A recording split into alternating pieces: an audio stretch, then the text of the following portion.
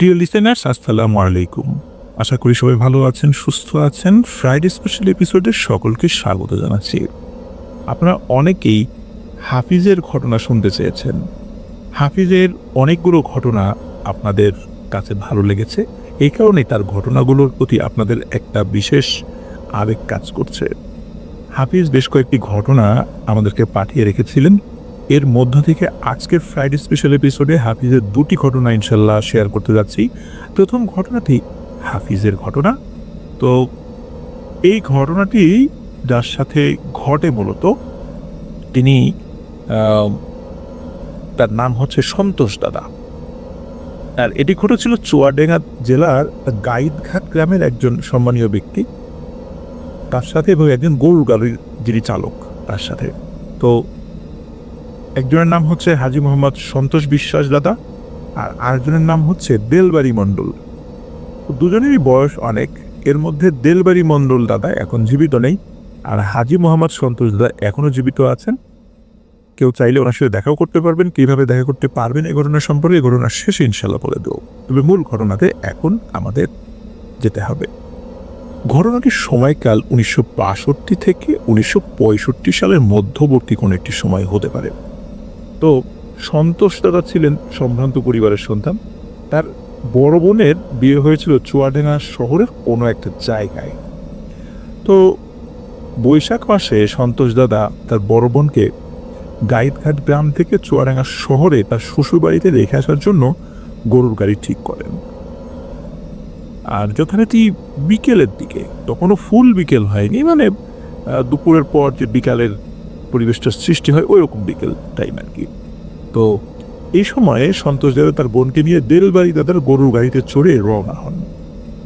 বলে রাখা ভালো, গাইদঘাট থেকে চুয়াডাঙ্গা শহরের দূরত্ব 5 কিলোমিটারের মতো। আর শেষ পায় প্রায় 4 কিলোমিটার রাস্তায় ঘন জঙ্গল, আশেপাশে মাঠ, ঝোপঝাড় এরকম ছিল আর কি। আর এই জায়গার মধ্য দিয়ে ছিল কাঁচা মাটির রাস্তা। আর এই রাস্তাটি ছিল গাইদঘাট থেকে চুয়াডাঙ্গা শহরে যাওয়ার একমাত্র রাস্তা। সন্তোষ দাদা তার বোনকে নিয়ে সন্ধ্যার কিছু আগেই বোনের শ্বশুরবাড়ি চুয়াডাঙ্গাতে পৌঁছে যান। বোনের বাড়ির লোকজন খাওয়া দাওয়া না করে তো কোনোভাবেই যেতে রাজি না।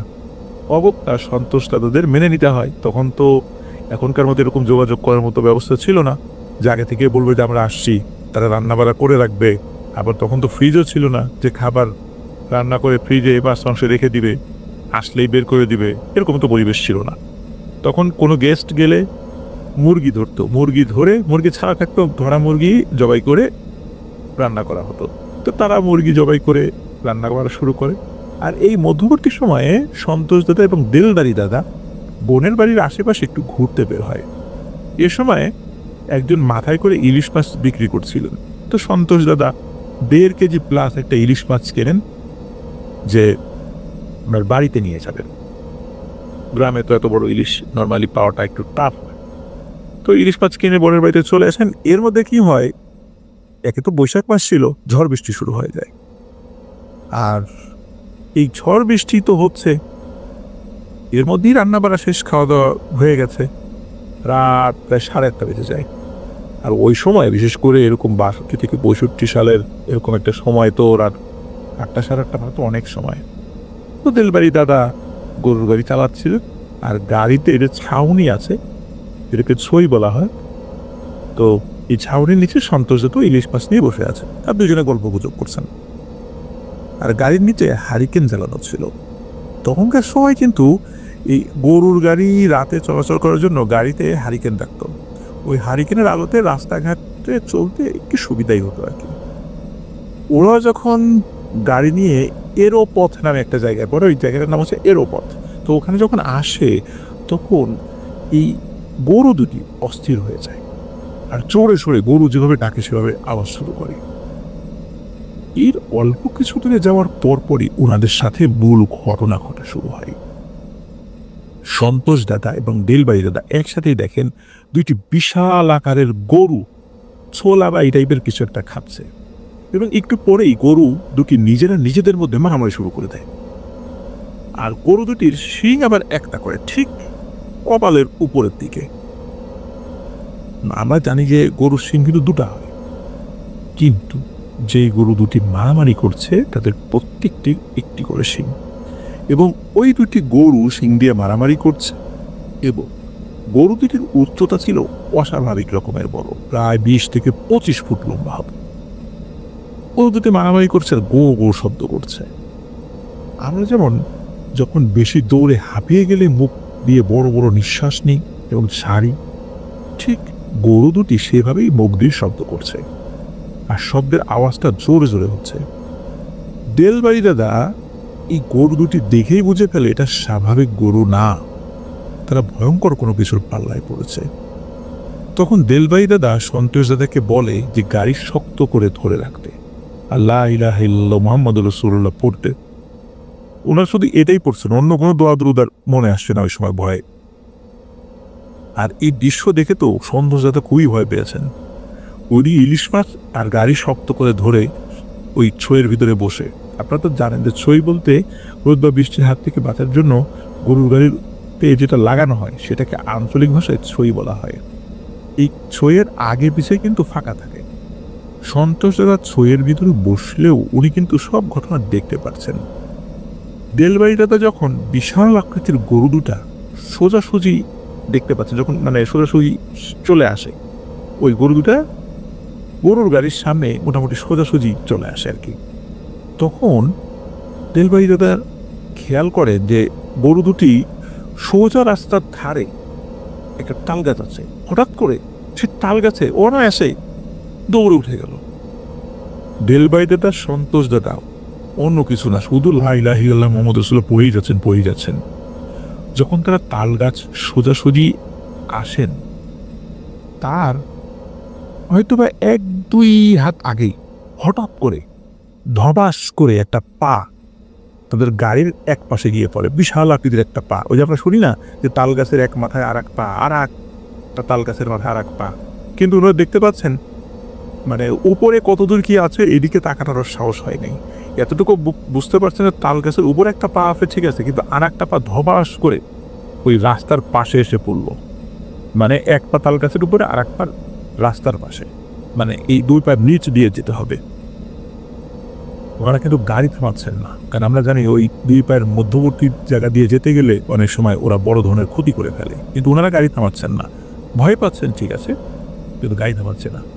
গরুর গাড়িতে যে হারিকেন আছে টিপ টিপ করে চলছে, গরু দুটো ছটফট করছে ঠিক আছে, কিন্তু ওরা কখনোই এই বাড়ি যাওয়ার যে রাস্তা এটা ছেড়ে ডানে বায়ে কোথাও যাচ্ছে না।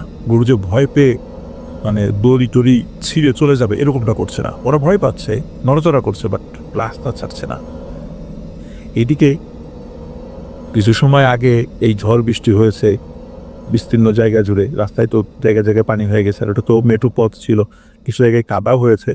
গরু সেই কাদার মধ্যে দিয়ে যাচ্ছে কষ্ট করে, কিন্তু কোনোভাবেই রাস্তা থেকে এদিক ওদিক হচ্ছে না। এভাবে যখন তাল গাছটা পার হয়, আল্লাহর রহমতে কোনো সমস্যা হয় না। তার একটু পরে খেয়াল করেন যে রাস্তার পাশে ছোলার ক্ষেত রয়েছে। এই ছোলার ক্ষেত থেকে 20 থেকে 25 জন বৃদ্ধ মানুষ লাঠিতে ভর দিয়ে যাচ্ছে, আর প্রত্যেকেরই পোশাক, লাঠি এইগুলোর উচ্চতা একই রকম, একই নিয়মে তারা হেঁটে যাচ্ছে, এবং তারা একটা শব্দ করছে। শব্দটা ছিল এইরকম যে বৃদ্ধ মানুষ কাশি বেলে যেরকম শব্দ হয় ঠিক সেই রকম, সবাই একই সাথে একই রকম আওয়াজ করছে। দিলবাড়ি দাদা শুধু মুখ দিয়ে একটা কথাই উচ্চারণ করে যাচ্ছে, লা ইলাহা ইল্লাল্লাহ মুহাম্মাদুর রাসূলুল্লাহ, আর অন্য কোনো সূরা তো শুরুতে বলেছি মানে তাদের মাথায় আসছে না, এইটাই শুরু করে যাচ্ছে। তো ওনারা যখন ওই বৃদ্ধদের পাশ দিয়ে গরুর গাড়ি নিয়ে যাচ্ছিলেন, তখন খেয়াল করলেন যে ওই বৃদ্ধগুলো সবাই সাথে সাথে সাপের আকার ধারণ করেছে, এবং সবগুলো সাপ এক জায়গায় গিয়ে জড়ো হচ্ছে। এটা কিন্তু গাড়ির সামনে আর কি, এবং সবগুলো সাপ একত্রে বিশাল এক সাপের আকৃতি ধারণ করে, এবং এই সাপটা রাস্তার মাঝখানে না গিয়ে রাস্তার একটা পাশে চলে যায়। সবচেয়ে ভয়ানক ব্যাপার হচ্ছে সাপের বডি একটা, কিন্তু মাথা অনেকগুলো। এই দৃশ্য দেখে সন্তোষ দাদা ভয়ে কান্না শুরু করে দেন। আর দেলবাড়ি দাদা উনি তো রাত্রেবেলা গরুর গাড়ি চালিয়েছেন, এর আগে উনি তো জানেন যে কি ঘটনা ঘটতে পারে রাস্তাঘাটে আর কি করণীয়। উনি লা ইলাহা ইল্লাল্লাহ পড়ছেন এবং পেছনে ধমক দিয়ে সন্তোষ দাদাকে বলছেন, এই লা ইলাহা ইল্লাল্লাহ পড়ে যা, থামবি না, যতক্ষণ পর্যন্ত বিপদ না কাটে পড়েই যাবি। তো উনি কান্নাকাটি থামিয়ে পড়তে থাকেন। এরপর কিছুটা পথ আসার পর হঠাৎ করে ওই সাপটি আর দেখা যায় না। এর কিছুক্ষণ পর খেয়াল করেন যে রাস্তা দিয়ে, মানে যে রাস্তা দিয়ে ওনারা বাড়িতে যাবেন, সে রাস্তার উপর একজন মহিলা দাঁড়িয়ে আছে এবং হাত দিয়ে গাড়ি থামানোর ইশারা করছেন। দেলবাড়িতে তাও সন্তোষ থাকে এইবার অনেক ভয় পান, কারণ এতক্ষণ যেগুলো ঘটেছে এর অধিকাংশ জিনিসগুলোই রাস্তার সাইডে ছিল বা রাস্তার বাইরে ছিল, খুব অল্প বিস্তর রাস্তার মাঝে এসেছে, কিন্তু এইবার একদম রাস্তার মাঝখানে দাঁড়িয়ে আছে। তো দেলবাড়ি তোরা কি করবেন বুঝতে পারছেন না, কিন্তু গরু কোনো দিকে খেয়াল না করে সোজা নিজের মনের মতো করে সোজা চলে যাচ্ছে। আর ওই যে মেয়েটা মানে দাঁড়িয়ে আছে গাড়ি থেকে মোটামুটি 50 ফুট দূরে তখন দাঁড়িয়ে আছে। গরু কিন্তু এগিয়ে যাচ্ছে, গরু কিন্তু থামছে না। তখন ওই মেয়েটা কথা বলে ওঠে এবং খুব মোটা গলায় বলতে থাকে, আমি খুব বিপদে পড়েছি, আমাকে তোদের গাড়িতে করে নিয়ে যা, গাড়ি দাঁড় করা। দাদা বুঝতে পারেন এটা একটা মায়াজাল। দেলবাড়ি দাদা গাড়ি না থামে সোজা ওই মহিলার উপর দিয়ে চলে যাওয়ার সিদ্ধান্ত নেন। যখনই ওই মহিলা থেকে গরুর গাড়ি 5 থেকে 6 হাত দূরে আছে এরকমটা, দেলবাড়ি দাদা তো জোরে জোরে ওই যে লা ইলাহা ইল্লাল্লাহর মধ্যে পড়েই যাচ্ছেন। তখনই দেখেন ওই মহিলা থেকে একাধিক মহিলা দুই পাশে শাঁ শাঁ করে সরে গেল, যেন একাধিক মহিলা ওখানে দাঁড়িয়েছিল পেছনে বা ওই মহিলার মধ্যে ছিল, সেগুলো বের হয়ে গেল। এমন একটা দৃশ্য তারা দেখতে পান। তো যখনই ওই গরুর গাড়ি একদম ওই মহিলার কাছে চলেছে, তখন ওই মহিলাটাও ওখান থেকে সরে চলে যান, সরে গিয়ে অদৃশ্য হয়ে যান। 5 থেকে 7 মিনিট স্বাভাবিকভাবে এরপরে গাড়ি এগিয়েছে। এরপরে দেখে এই গরুর গাড়ির দুই পাশে 10 থেকে 15টা বিড়াল, স্বাভাবিক আকৃতি থেকে একটু বড়, খুব বড় তা না, এই বিড়ালগুলো গরুর গাড়ির দুই পাশে খুব লাফালাফি করছে। তো এবং লাফালাফি যে করছে তা না, কিছু সময় পর নিজেদের মধ্যে মারামারি বাঁধিয়ে দেয় এবং একটা পর্যায়ে এসে এগুলো রাস্তার দুপাশে নেমে চলে যায়। এরপরে যে জায়গাটা পড়ে, এই জায়গাটা একটা বাঁশঝাড়, এই বাঁশঝাড়ের ভেতর দিয়ে যেতে হবে। নিশ্চয়ই বুঝতে পারছেন প্রিয় লিসেনার্স, রাতের বেলা বাঁশঝাড়ের ভেতর দিয়ে যাওয়াটা কত বড় ঝুঁকিপূর্ণ একটা ব্যাপার। তো ওরা যখন বাঁশঝাড়ের কাছে এসেছেন, তখন দেখেন রাস্তার উপরে সব বাঁশগুলো নুয়ে আছে, মানে এমনভাবে নুয়ে আছে একদম মাটির সাথে। এতক্ষণ কিন্তু গরু কোথাও দাঁড়ায় নাই এবং দেলবাড়ি দাদা ও গরুকে থামার জন্য নির্দেশ দেন নাই, কিন্তু এবার গরুগুলো একা একাই দাঁড়িয়ে যায়, কারণ এই বাঁশঝাড়গুলো পার হয়ে যাওয়ার ক্ষমতা কিন্তু নেই। গরু কিভাবে যাবে, এই জন্য হয়তো বা গরু দাঁড়িয়ে গিয়েছিল। ওইখানে দেলবাড়ি দাদা এবং সন্তোষ দাদা গরু গাড়ির মধ্যে বসে আছেন, আর এইবার হচ্ছে ভয়ের চরম সীমানায় তারা পৌঁছে যান। মানে এখন কি হবে, এই বাঁশগুলো পার হবেন তারা কিভাবে, পেছন দিকেও যাওয়ার উপায় নাই। আর ওনারা যেটা পড়ছিলেন লা ইলাহা ইল্লাল্লাহ মুহাম্মাদুর রাসূলুল্লাহ কালেমাতুল্লাহ এভাবে পড়ছিলেন, ওনারা আরও চিৎকার করে করে পড়তে থাকেন। এইভাবে প্রায় 10 থেকে 15 মিনিট চলছিল। এরপর কি হয়, সবগুলো বাঁশ একে একে সোজা হয়ে দাঁড়াতে থাকে এবং একটা পর্যায়ে সবগুলো বাঁশ দাঁড়িয়ে যায়। মানে প্রথমে কিছু বাঁশ শোয়া ছিল, সেগুলো দাঁড়িয়ে যায়, এরপরে তারপরেরগুলো এইভাবে দাঁড়িয়ে যায়। যখন পুরো বাঁশ দাঁড়িয়ে যায়, তখন তারা আবার গাড়ি টানতে শুরু করে। এবার গরুগুলো একরকম দৌড়ানো শুরু করে এবং দৌড়ে তারা ওই বাঁশঝাড় জায়গাটা পার হয়ে যায়। একটু করে তারা একটা লোকাল কবরস্থান রয়েছে, সেখানে চলে আসে।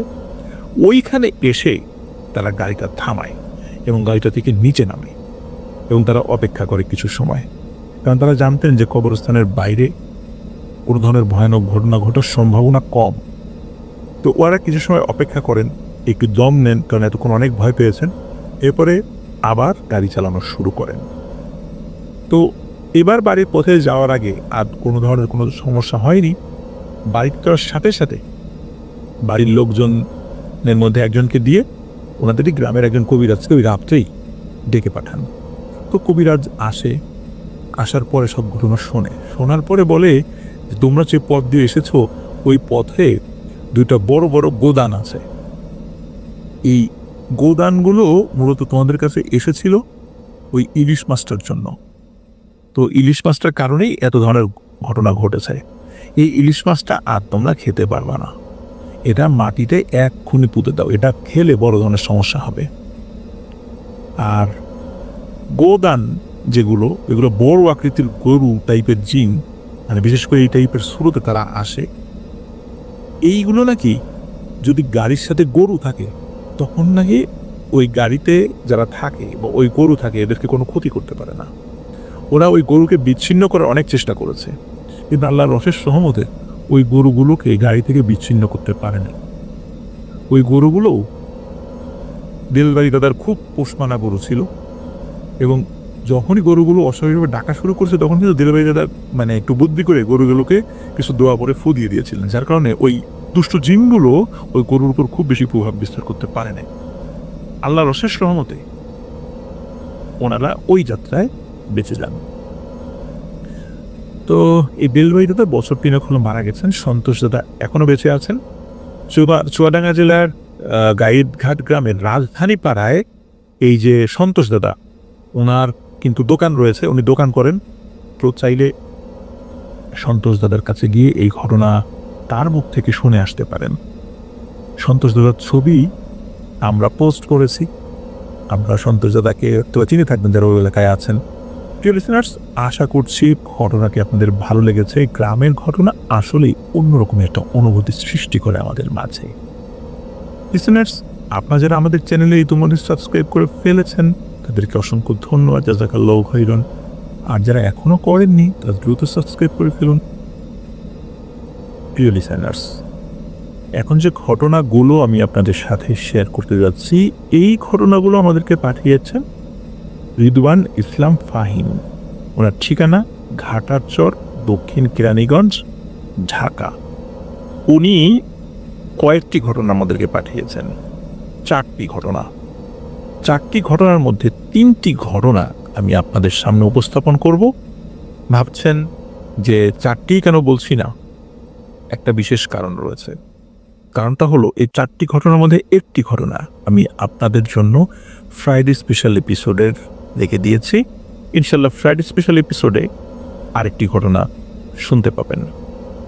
তো আমি এই রিদওয়ান ইসলাম ফাহিমের সাথে কথা বলেছি ঘটনাগুলো নিয়ে। তো চমৎকার ঘটনা, আপনারা শুনলেই বুঝতে পারবেন। চলুন শুরু করি।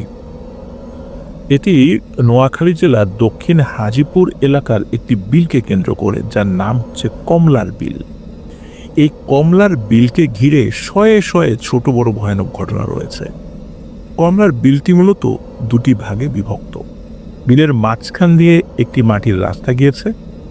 রাস্তার ডান পাশে বিলের এক ভাগ এবং বাম পাশে অন্য ভাগ। বিলটির এক পাশে একটি বিশাল কবরস্থান। কবরস্থানটিতে যেতে হলে একটি চিকন মাটির পথ দিয়ে যেতে হয়। পথটির 2 পাশে সম্পূর্ণ বাঁশঝাড়। এই যে বর্ণনাটা, এই বর্ণনাটা কিন্তু একটু মাথায় রাখতে হবে যে বিলটি 2 ভাগে বিভক্ত, ডান পাশ বাম পাশ। বিলটির এক পাশে কবরস্থান, আর সেই কবরস্থানে যেতে হলে একটি চিকন মাটির পথ দিয়ে যেতে হয়। আর ওই পথের 2 পাশে বাঁশঝাড় রয়েছে। আমি এই কারণে রিপিট করলাম, কারণ এই বিষয়টি বারবার আমাদের সামনে আসবে। উনি 2018 সালে নোয়াখালী বেড়াতে গিয়েছিলেন। তো ওখান থেকে ফেরার আগের দিন উনি এবং ওনার পরিবার হাজিপুর যান। যাওয়ার মূল কারণ ছিল ওনার দাদা দাদির কবর জিয়ারত করা। কবর জিয়ারত করার পর ওনারা যান ওনার এক ফুপুর বাড়িতে। তো সেই দিন ওনারা ফুপুর বাড়িতে থাকেন এবং রাতটাও থেকে যাওয়ার সিদ্ধান্ত নেন। সেই রাতে ওনার ফুপুর ছেলের নাম হচ্ছে জাকির। তো তিনি এই কমলার বিলকে কেন্দ্র করে অসংখ্য ঘটনা বলেন। এর মধ্যে বেস্ট এবং বড় কয়েকটি ঘটনা আমাদেরকে পাঠিয়েছিলেন। তার মধ্যে 3টি ঘটনা আমি এখন শেয়ার করতে যাচ্ছি। শুরু করি প্রথম ঘটনা। এই ঘটনাটি যার সাথে ঘটে সেই গ্রামের এক ছেলের সাথে, তার নাম হচ্ছে জনি। জনি এবং তার বন্ধুরা ছিল ডানবিনে। তারা সবাই সারাদিন এদিক ওদিক ঘুরে বেড়াতো। বিকালে মাঠে খেলে সেখানে একটি বাজারে গিয়ে রাত অবধি আড্ডা দিয়ে তারপর বাড়িতে ফিরত। ঘটনাটির সময়কাল 2011-12 সাল এরকম একটা সময় হবে। একদিন জনি ও তার বন্ধুদের মধ্যে বাজি লাগে যে কে সেই বিলের পাশে থাকা কবরস্থানে দিনের বেলা কোনো কিছু রেখে আসবে এবং রাতের বেলা গিয়ে সেই বস্তুটি নিয়ে আসতে পারবে। তো জনি বাজি জেতার আশায় বলে যে সে যাবে। কোনো একদিন নির্ধারিত হয় বাজির জন্য। ঠিক করা হয় যে সেই কবরস্থানে দিনের বেলা একটি গাছের ডালে বাংলাদেশের পতাকা বেঁধে আসা হবে এবং জনিকে সেই পতাকাটি রাত 11টার দিকে যেতে হবে এবং সেটা নিয়ে আসতে হবে। বন্ধুরা গিয়ে সেটা বেঁধে আসবে, কিন্তু জনি জানবে না সেটা কোথায় বাঁধা। সবাই ওই সময়টাতে বাজারে থাকবে এবং জনিকে পতাকা নিয়ে সরাসরি বাজারে গিয়ে তার বন্ধুদেরকে দেখাতে হবে। রাত 11টা। জনি রওনা দেয় বাজার থেকে কবরস্থানের উদ্দেশ্যে। সে বাজার থেকে কবরস্থান যেতে 10 মিনিট লাগে। যেহেতু গ্রাম এলাকা, রাতের 11টা মানে কিন্তু চারদিকে সম্পূর্ণ জনশূন্য এবং থমথমে। জনির একটু একটু ভয় লাগতে শুরু করে। সে যখনই কবরস্থানে যাওয়ার চিকন পথটিতে প্রবেশ করে পথটির দুপাশে থাকা বার্ষার বাতাসও বলতে শুরু করে। জনি মনে করে সে শীঘ্রই ঝড়ের কবলে পড়বে, তাই জনি জোরে জোরে পা চালানো আরম্ভ করে দেয়। কবরস্থানে ঢুকে সে আশেপাশের গাছগুলোতে মোবাইলের টর্চ মেরে দেখতে থাকে। সে দেখতে পায় একটি গাছের নিচু একটি ডালে একটি ছোট্ট পতাকা বাঁধা। সে গাছে উঠে পতাকাটা নিয়ে নামছে, এমন সময় বিকট এক আওয়াজ হয়। আওয়াজটি এমন যেন কোনো বিস্ফোরণ হয়েছে। আওয়াজটি শুনে জনি মারাত্মকভাবে আটকে ওঠে এবং নিচে পড়ে যায়। জনি তড়িঘড়ি করে উঠে কবরস্থানের বাইরের দিকে দৌড় লাগায়। কবরস্থানের বাইরে পা দিতেই তার মনে পড়ে সে যখন গাছ থেকে নিচে পড়ে যায় তখন পতাকাটা তার হাত থেকে ছুটে যায় এবং সেখানে রয়ে যায়। সে আবার দৌড়ে ভিতরে যায়। সে গাছের কাছে গিয়ে মাটিতে পড়ে থাকা পতাকাটি হাতে নিয়ে সোজা হয়ে দাঁড়িয়েছে। এমন সময় পাশে কিছু একটা সে পড়ে থাকতে দেখে। সে ভালো করে দেখার জন্য মোবাইলের টর্চ অন করে। সে টর্চ জ্বালাতেই যা দেখতে পায় তা দেখে জনির মাথায় আকাশ ভেঙে পড়ে। জনির মাথার ভিতর সবকিছু গুলিয়ে যায়। সে আতঙ্কে যত জোরে সম্ভব দৌড় লাগায় বাজারের দিকে। সে এক দৌড়ে পৌঁছে যায় বাজারে। জনিকে দৌড়ে আসতে দেখে তার বন্ধুরা তার কাছে যায়। তারা জনিকে হাঁপাতে দেখে প্রথমে শান্ত করে, তারপর জিজ্ঞেস করে কি হয়েছে। জনি তাদেরকে সবকিছু খুলে বলে। জনি তাদেরকে এইটাও বলে যে সে আসার সময় কি দেখেছিল। সব শুনে তার বন্ধুরা তাকে বলে, তুই একটা ভীতু, তুই আসলে কবরস্থানের ওখানে যাসই নাই, আর এখন উল্টাপাল্টা কাহিনী তুই বানাচ্ছিস। তো জনি তাদেরকে বলে সে মিথ্যে বলছে না এবং সে আসলেই কবরস্থানে গিয়েছিল। এই বলে সে হাতের মুঠোয় গুজে রাখা সেই ছোট্ট পতাকাটি তার বন্ধুদেরকে দেখায়। তার বন্ধুরা পতাকাটা হাতে নিয়ে পরীক্ষা নিরীক্ষা করে বুঝতে পারে এইটা সেই পতাকা যেটি তারা কবরস্থানে রেখে এসেছিল। তারা বুঝতে পারে এভাবে যে তারা আগে পতাকাটির এক জায়গায় একটা চিহ্ন দিয়ে রেখেছিল, যেটা তারা জনিকে জানায়নি। তারা এটা করেছিল যাতে জনি অন্য পতাকা না এনে চিটিং করতে যাতে না পারে, এই জন্য এই কাজটি করেছিল। তারা বুঝতে পারে যে জনি আসলেই কবরস্থানে গিয়েছিল, তবুও তারা জনির ঘটনায় বিশ্বাস করেনি। তারা মনে করে যে জনি তাদেরকে ভয় দেখানোর জন্য এইসব বলছে।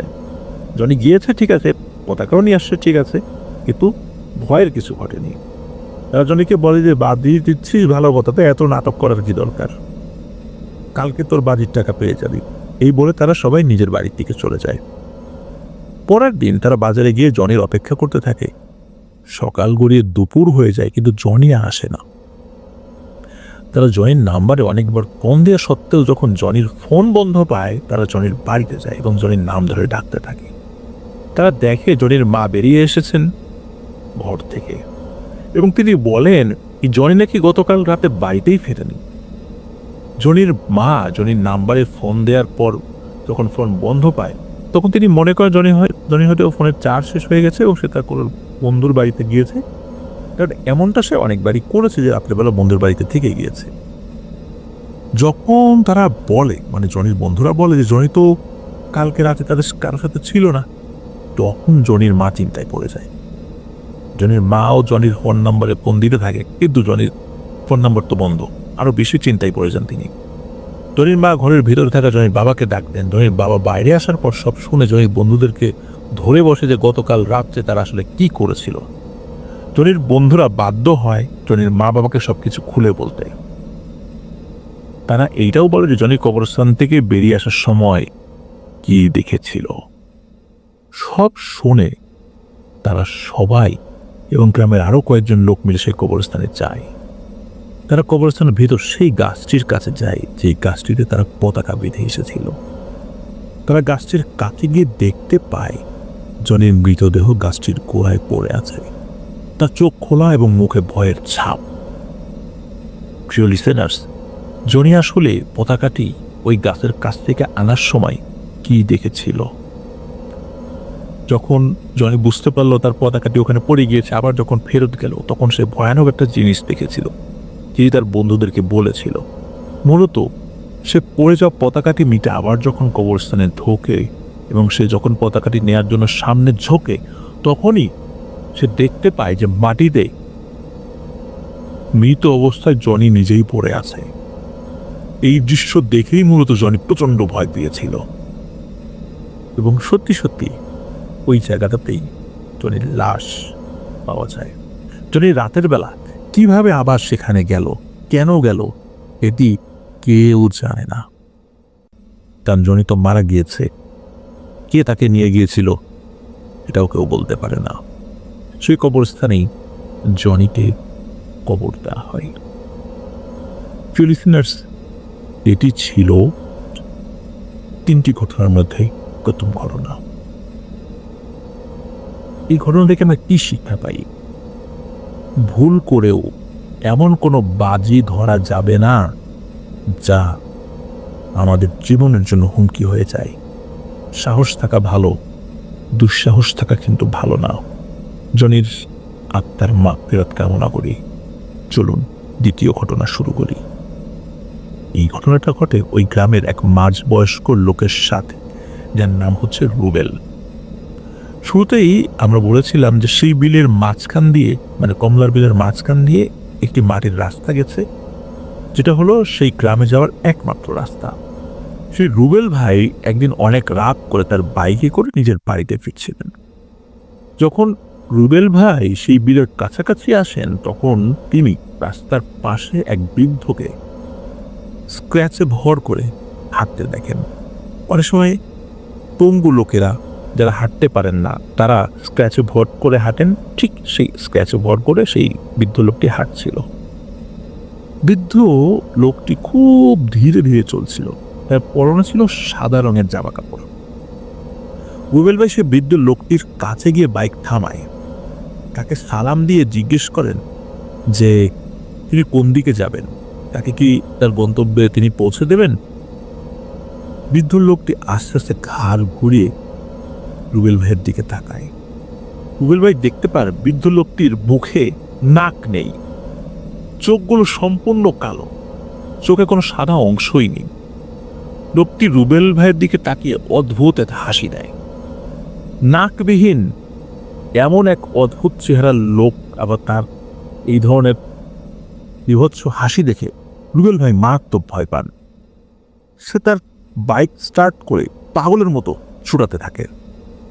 সে বিলের মাঝ দিয়ে যাওয়ার রাস্তা ক্রস করার সময় যখন রাস্তার প্রায় মাঝামাঝি আসে, তখন তার বাইকের আলোতে তিনি দেখতে পান বৃদ্ধ লোকটি রাস্তার পাশে দাঁড়িয়ে আছে এবং লোকটি হাত দিয়ে তার ওই স্ক্র্যাচটি, মানে একটা স্ক্র্যাচ উঁচু করে ইশারায় রুবেল ভাইকে বাইক থামাতে বলছে। রুবেল ভাই তো দ্রুত গতিতে লোকটির পাশ দিয়ে বাইক চালিয়ে বেরিয়ে যান। রুবেল ভাই তার বাইকটা যতটা সম্ভব জোরে চালাচ্ছিলেন এবং যখন সেই বিলটা প্রায় ক্রস করে ফেলেছেন, তখন তিনি দেখতে পান ওই বৃদ্ধ লোকটি তার দুটো স্ক্র্যাচে ভর করে বাইকের পাশ দিয়ে দৌড়াচ্ছে। তাহলে বুঝতেই পারছেন প্রিয় লিসেনার্স যে স্ক্র্যাচে ভর করে বাইকের সাথে সাথে দৌড়ানো, এটা কি চারটিখানি কথা, কত জোরে ওই স্ক্র্যাচ দিয়ে দ্রুত হাঁটতে হবে। আর ওই সময় বৃদ্ধ লোকটি রুবেল ভাইকে বলছিল, কিরে রুবেল, কোথায় যাস, আমার সাথে নিবি না? এই বুড়া লোকটা নিয়ে যা সাথে। তো এইটা শুনে রুবেল ভাই তো ভীষণ ভয় পান এবং তার বাইকের ব্যালেন্স আর ঠিক রাখতে পারেন না, তিনি পড়ে যান। বাইক থেকে পড়ে যাওয়ার পর তার আর কিছু মনে নাই। পরের দিন ভোরবেলা গ্রামের লোক তাকে সেই বিলের পাড় থেকে উদ্ধার করে বাড়িতে পৌঁছে দিয়ে আসেন। তার শরীরের নিচের অংশটা বিলের পানিতে নাকি পাওয়া গিয়েছিল। শরীরে চোট লেগেছিল, তবে বড় ধরনের কোনো ক্ষতি হয়নি, বাইকটা এক সাইডে পড়েছিল। তো এটি ছিল দ্বিতীয় ঘটনা। প্রিয় লিসেনার্স, আশা করছি এই দ্বিতীয় ঘটনাটিও আপনাদের ভালো লেগেছে। চলুন এবার ফাহিমের পাঠানো তৃতীয় ঘটনা শুরু করি। এই ঘটনাটি ঘটে ওই গ্রামেরই এক চাচার সাথে, তার নাম হচ্ছে মিলন। মিলন চাচা বলে ডাকেন আর কি। ঘটনাটি ঘটেছিল 2008 সালে, আর রুবেল ভাইয়ের ঘটনা ঘটেছিল 2014 সালের দিকে, আমাকে এমনটাই জানিয়েছেন ফাহিম ভাই। তো এই মিলন চাচার ঘটনা 2008 সালে ঘটে। তো সেই মিলন চাচা প্রায় সেই বিলে রাতের বেলা মাছ ধরতো তার নৌকায়। তার একটা নৌকা ছিল, অনেক বড় এবং ভারী নৌকা ছিল সেটি। সে যখনই মাছ ধরতো অল্প কতক্ষণ থাকতো, আর এই অল্প সময় যতটুকু মাছ ধরতে তিনি পারতেন সেটা নিয়ে তিনি চলে আসতেন এবং ওটা নিয়ে তিনি সন্তুষ্ট থাকতেন। খুব গভীর রাত অব্দি তিনি কখনো মাছ ধরেন নাই। একদিন তিনি ঠিক করেন যে তিনি অনেক রাত পর্যন্ত মাছ ধরবেন এবং বেরোবেনও রাতের বেলা। তো তিনি তার সিদ্ধান্ত অনুযায়ী একদিন রাত 12টার দিকে সেই বিলে যান মাছ ধরতে। তিনি অনেক বড় বড় কতগুলো মাছ ধরেন সেই রাত্রে, যা তিনি আগে কখনো ধরতে পারেননি। মাছ ধরতে ধরতে অনেক রাত হয়ে গিয়েছিল। তিনি মাছ ধরার এক সময় সিদ্ধান্ত নেন, যাক আজকে আলহামদুলিল্লাহ অনেক মাছ ধরা হয়ে গেছে, পরে কোনো একদিন আবারও আসবো। ওই সময় তিনি ছিলেন বিলের ঠিক মাঝখানে। তিনি বৈঠা বাইতে বাইতে পাড়ের দিকে আসতে থাকেন। তিনি যখন পাড় থেকে কিছুটা দূরে, তিনি তখন দেখতে পান কতগুলো ছোট ছোট অবয়ব বিলের পাড়ে দাঁড়িয়ে আছে এবং তাকে লক্ষ্য করে কিছু ছুটছে।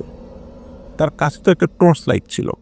তিনি সেই লাইট জ্বালিয়ে সেই অবয়বগুলোর দিকে মারতেই তিনি দেখেন অনেকগুলো ছোট কালো কুচকুচে অবয়ব সেই বিলের পাড়ে দাঁড়িয়েছে এবং তাকে লক্ষ্য করে বিশাল বিশাল মাটির ঢিল ছুটছে। মাটির এই ঢিলগুলো একটুর জন্য তাকে মিস করে পানিতে পড়ছে। মিলন চাচা তো ভয় পেয়ে যান এবং তিনি তার নৌকা পাড় থেকে দূরে নিতে শুরু করেন। মিলন চাচা ভাবেন যে তিনি তার নৌকা ঘুরিয়ে অন্য কোনো পাড় দিয়ে উঠাবেন আর কি। তিনি যখন অন্য পাড় দিয়ে ওঠার উদ্দেশ্যে তার নৌকা নিয়ে আবারও বিলের কিছুটা মাঝ বরাবর আসেন, হঠাৎ তার নৌকায় বিশাল এক ধাক্কা অনুভব করেন। তিনি বুঝতে পারেন ধাক্কাটি নৌকার নিচ থেকে এসেছে। তিনি জোরে জোরে নৌকা বাইতে শুরু করেন। কিছুক্ষণ পর আবার একটা ধাক্কা পানির নিচ থেকে আসে। এইবার মিলন চাচা নৌকা চালানো থামিয়ে দেন। তিনি তার টর্চ লাইট অন করে আশেপাশে পানিতে মারতে থাকেন, কিন্তু তিনি কিছুই দেখতে পান না। তিনি তার টর্চ দিয়ে আশেপাশে চেক করছিলেন, ঠিক অমন সময় আর একটা ধাক্কা, ভয়ানক এক ধাক্কা তার নৌকা লাগে এবং এইটাও কিন্তু পানির নিচ থেকে লেগেছিল। এই ধাক্কাটা এতই জোরে ছিল যে তার এত বড় ভারী নৌকাটির এক পাশ সম্পূর্ণ শূন্যে উঠে যায় এবং নৌকাটি উল্টে যায়। এতে মিলন চাচা পানিতে পড়ে যান। মিলন চাচা সাঁতার কাটতে কাটতে তার নৌকাটি সোজা করবার চেষ্টা করতে থাকেন, কিন্তু নৌকাটি অনেক ভারী হয় তিনি নৌকাটি সোজা করতে ব্যর্থ হন। তিনি একসময় লক্ষ্য করেন যে তার আশেপাশের পানিতে বুদবুদ উঠছে। হঠাৎ বুদবুদ ওঠা বন্ধ হয়ে যায় এবং একটু পর পানির নিচ থেকে কিছু ভেসে ওঠে। মিলন চাচার হাতে তখনও সেই টর্চ লাইট ছিল। তিনি তার টর্চটি জ্বালান এবং তার আশেপাশে টর্চের আলো মারেন, কিন্তু টর্চে পানি ঢুকে যাওয়ার কারণে টর্চটি জ্বালানোর 5 থেকে 6 সেকেন্ডের মধ্যেই আলো নিভে যায়। এই 5 কি 6 সেকেন্ডের মধ্যে তিনি দেখতে পান তার আশেপাশে শত শত লাশ ভেসে উঠেছে। মিলন চাচা এটা দেখে প্রচন্ড আতঙ্কে বিলের পার বরাবর সাঁতার কাটতে থাকেন। তিনি সাঁতার কাটার সময় অনুভব করেন যে লাশগুলো তার শরীরের সাথে টাচ লাগছে। হঠাৎ কেউ হাত দিয়ে তার পা চেপে ধরে পানির নিচ থেকে। তিনি তার অন্য পা দিয়ে সেই হাতে লাথি মারতে থাকেন, কিন্তু হাতটি তার পা অনেক শক্ত করে ধরে রাখায় তিনি নিজের পা ছাড়াতে ব্যর্থ হন। হঠাৎ হাতটি তার পা ধরে বিদ্যুৎ গতিতে পানির নিচে এমন এক হ্যাঁচকা টান মারেন যে উনি পানির নিচে তলিয়ে যেতে থাকেন। তিনি উপরের দিকে সাঁতার কাটার চেষ্টা করেন, কিন্তু হাতটি তাকে অনেক শক্তি দিয়ে পানির তলদেশে নিয়ে যাচ্ছিল আর কি। একসময় তিনি জ্ঞান হারান। পরের দিন সকালে গ্রামের লোকজন তাকে বিলের এক পারে অজ্ঞান অবস্থায় আবিষ্কার করেন। তিনি তার জ্ঞান ফেরার পর গ্রামের লোকজনকে সবকিছু খুলে বলেন এবং তিনি অদ্ভুত একটি বিষয় বলেন। সেটা হলো, তিনি বলেন যে তিনি যখন জ্ঞান হারান তারপর একবার নাকি তার জ্ঞান ফেরে। তখন তিনি দেখতে পান লম্বা একজন সাদা জুব্বা পরা মানুষ, খুব সুন্দর চেহারা, তিনি পানির উপর দিয়ে হাঁটছেন এবং এই মিলন চাচার এক হাত ধরে তাকে পাড়ের দিকে টেনে নিয়ে যাচ্ছেন। এরপর আর তার কিছুই মনে নাই। প্রিয় লিসেনার্স, এই সাদা জুব্বা পরিহিত এই অবয়বটি নিঃসন্দেহে কোনো ভালো জিন ছিল, অথবা আল্লাহ সুবহানাহু ওয়া তাআলা প্রেরিত কোনো ফেরেশতা ছিলেন, যার কারণে ওই দুষ্টু পিশাচেরা ওনার ক্ষতি করতে পারেনি। মৃত্যুর হাত থেকে আল্লাহর রহমতে তিনি ফেরত আসতে পেরেছিলেন। আসলে আল্লাহ যদি কারো হায়াত রাখেন, কেউ কারো ক্ষতি করতে পারে না। এই ঘটনাই তার প্রমাণ বহন করেন। প্রিয় লিসেনার্স, আশা করছি ফাহিম ভাইয়ের এই 3টি ঘটনাই আপনাদের কাছে ভালো লেগেছে এবং চতুর্থ ঘটনা সামনের ফ্রাইডে স্পেশাল এপিসোডে আসছে, তার জন্য অপেক্ষা করতে হবে। খুব তাড়াতাড়ি নিয়ে আসবো ইনশাল্লাহ। আর আশা করছি ফাহিম ভাই আরও ঘটনা আমাদেরকে পাঠাবেন। প্রিয় লিসেনার, আপনারা যারা আমাদের চ্যানেল সাবস্ক্রাইব করে ফেলেছেন তাদেরকে অসংখ্য ধন্যবাদ। জাযাকাল্লাহু খাইরান। প্রিয় লিসেনার্স, এখন যে ঘটনাটি আমি আপনাদের সামনে উপস্থাপন করতে যাচ্ছি, এই ঘটনাটি আমাদেরকে পাঠিয়েছেন মোহাম্মদ নূর হোসেন হৃদয়। ওনার বাড়ি ফেনী জেলার সোনাগাজী উপজেলার চরডুব্বা গ্রামে। গত 67 নং এপিসোডেও কিন্তু ওনার একটি ঘটনা আমরা প্রচার করেছিলাম। উনি পরপর ঘটনা পাঠিয়েছিলেন, যার কারণে পরবর্তী এপিসোডে ওনার আরও একটি ঘটনা সিলেক্টেড হয়। আর এই কারণেই এই 68 নং এপিসোডে ওনার আরও একটি ঘটনা আমরা প্রচার করতে যাচ্ছি ইনশাল্লাহ। তো চলুন মূল ঘটনাতে চলে যাই। এই ঘটনাটি আজ থেকে প্রায় 17 বা 18 বছর আগে ঘটেছিল। ওনার বয়স তখন 5 কি 7 বছর। ঘটনাটি যার সাথে ঘটে তিনি ওনার আপন মেজ মামা, তার নাম হচ্ছে আব্দুল্লাহ। তো একদিন ওনার মামা এবং তার সমবয়সী কয়েকজন বন্ধু মিলে পরিকল্পনা করেন রাতের বেলা তালের রস চুরি করে খাবেন। তো সেটা করবেন, তো তারা ওনাদের বাড়ির পশ্চিম পাশে বিশাল এক ফসলি জমি আছে। তো স্থানীয় ভাষায় ওই জায়গাটাকে ধগির পাথর বলে। এই ধগির পাথর নাকি 1971 সালের যুদ্ধেরও আগে পাকিস্তানি একটি যাত্রীবাহী বিমান দুর্ঘটনাবশত সেখানে পড়ে যায় এবং বিস্ফোরণ ঘটে। ঘটনাস্থলে পাইলট সহ সব যাত্রী নাকি মারা গিয়েছিল। তখনকার সময় যোগাযোগ ব্যবস্থা সেভাবে ভালো না থাকায় তাদের পরিবারের কাছে অনেককেই ফিরিয়ে দেওয়া সম্ভব হয়নি। সেই যাত্রীদের মধ্যে কেউ কেউ মুসলিম, কেউ কেউ হিন্দু এরকম ছিল। মুসলিমদেরকে আসলে তো কবর দিতে হবে, হিন্দুদেরকে দাহ করতে হবে, কিন্তু কে মুসলিম কে হিন্দু লাশ দেখে কোনো বোঝার উপায় ছিল না। বিস্ফোরণে অনেকের দেহই পুড়ে ভস্ম হয়ে গিয়েছিল, যার কারণে লাশ কোনোভাবেই শনাক্ত করা যায়নি। তো যাদেরকে মোটামুটি হালকা পাতলা শনাক্ত করা গিয়েছে যে তিনি হিন্দু বা মুসলিম, সেক্ষেত্রে তাদেরকে তাদের ধর্ম অনুযায়ী সৎকার করা হলেও যাদেরকে কোনোভাবেই শনাক্ত করা যায়নি তাদেরকে মাঠের মধ্যে একটি বড় গর্ত খুঁড়ে নাকি দাফন করা হয়েছিল একত্রে। আর ওই সময় কিন্তু এতটা যোগাযোগ ব্যবস্থা ভালো ছিল না। আর এখনকার সময় যেভাবে অনেক ডিটেলস যাত্রীদের রাখা হয়, ওই সময় কিন্তু অতটা হতো না। তো যাই হোক, এরপরে হয়তো বা পাকিস্তান সরকার কি পদক্ষেপ নিয়েছিল যাত্রীদের বিষয়ে বা তাদের পরিচয় নিশ্চিত করার বিষয়ে এটা নিয়ে খুব বেশি আর জানা না গেলেও একটি ঘটনা কিন্তু ঘটে যায়। সেটি হলো ওখানে ওই দুর্ঘটনা ঘটার পরে ওই জায়গাটা অনেকটাই হন্টেড হয়ে যায়। কেউ কেউ নাকি সেখানে রাতের বেলা কিছু লোকের অবয়ব দেখত, তারা মুখের মধ্যে আগুন নিয়ে মাঠের এই প্রান্ত থেকে অপর প্রান্তে দৌড়াদৌড়ি করছে, আগুনের গোলার মতো কিছু একটা এদিক ওদিক একে অপরকে ছুঁড়ে মারছে। আবার কেউ কেউ নাকি দেখতো দিনের বেলা যে জমি বা মাঠ একদম শুষ্ক, রাতের বেলা সেই মাঠে হাঁটু সমান পানি, আর বেশ কিছু নারী পুরুষ নাকি সেই পানিতে ঠেলা জাল দিয়ে মাছ শিকার করছে। কিন্তু তাদের কাউকেই এলাকার লোক বলে মনে হতো না, আর তারা দেখতে সাধারণ মানুষের তুলনায় বেশ একটু লম্বা আকৃতির ছিল। তো সেই ঢগির মাঠ কিংবা পাথর যাই বলি না কেন, সেখানে আরও নাকি কিছু ঘটনা রয়েছে, সেদিকে আমরা না যাই। তো মাঠের মাঝখানে ছিল উঁচু টাইপের একটা মাটির ঢিবির মতো, আর সেই ঢিবির উপরে ছিল বেশ পুরনো কয়েকটা তাল গাছ। ওনার মামারা সেই তাল গাছ থেকেই রস চুরি খাওয়ার একটা প্ল্যান করেছিল, কারণ সেই তাল গাছের যেই অবস্থান বা ওখানে যেরকম রসগুলো হতো, বেশ অনেক রসই হতো নাকি ওইখানে। আর ওই তাল গাছের তালগুলো নাকি আকারে অন্যান্য তাল গাছের থেকে বড় হতো, তবে ওখানে তেমন কেউ আসলে যেত না। তাল যখন পাকতো ভাদ্র মাসে, তখন লোকজন যারা ওই আশেপাশে খেতে কাজ করত, তখন গাছের নিচে তাল পড়ে থাকলে, যদি পড়ে থাকলে দেখতো, সেটা নিয়ে আসতো। কিন্তু গাছে উঠে গিয়ে সেই তাল পাড়ার সাহস কালো হতো না। তো সেই গাছের কাছে যখন ওনার মামা এবং তার বন্ধুরা তাদের প্রয়োজনীয় সরঞ্জাম, যেমন দা, গাছে ওঠার জন্য জোনা বা কাঁচি, রশি ইত্যাদি এগুলো নিয়ে গিয়েছিল, তো সেখানে গিয়ে তারা দেখতে পায় গাছের নিচে, রাতের বেলা কিন্তু গিয়েছে, তো গাছের নিচে কালো রঙের আকারে একটু বড় একটা বিড়াল গাছের নিচে ঘোরাঘুরি করছে।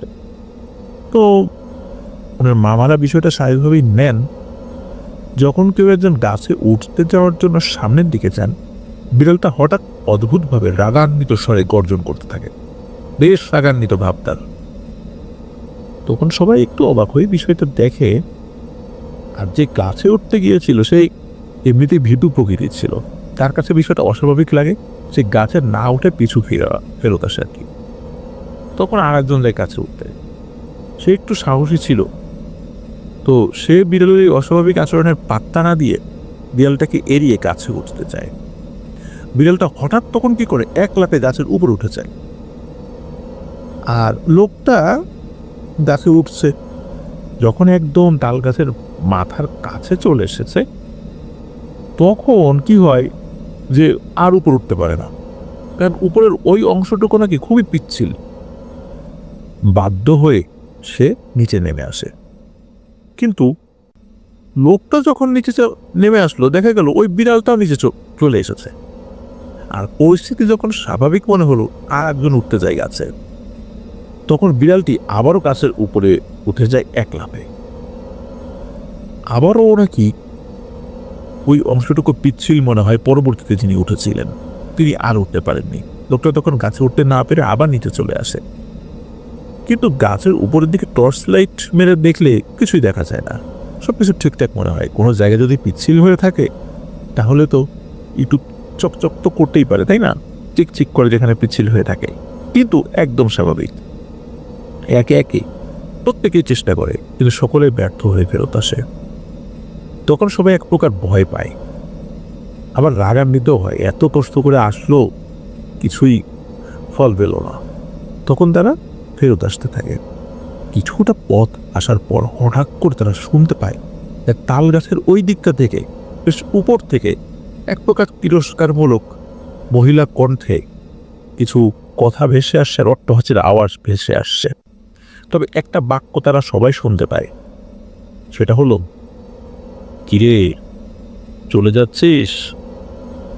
শুধু একবার উঠেই দেখতি, কি করতাম তোদের, তোর কপাল অনেক ভালো, তুই বেঁচে গেলি, যা বাড়ি যা। এই শুনে সকলেই দেয় বউ দৌড়, এক দৌড়ে মূল রাস্তার উপর চলে আসে। তখন সবাই দৌড় বন্ধ করে কিছুক্ষণ জিরিয়ে নেয় এবং আস্তে আস্তে তারা বাড়ির দিকে হাঁটতে থাকে। তারা যখন চৌরাস্তার মোড়ে আসে। তো এখানে বলে রাখা ভালো, ওই চৌরাস্তার মাথায় একটি নাকি আশ্রয় কেন্দ্র রয়েছে, আর ওই রাস্তার মোড়ে রয়েছে পুরো একটা বাসার।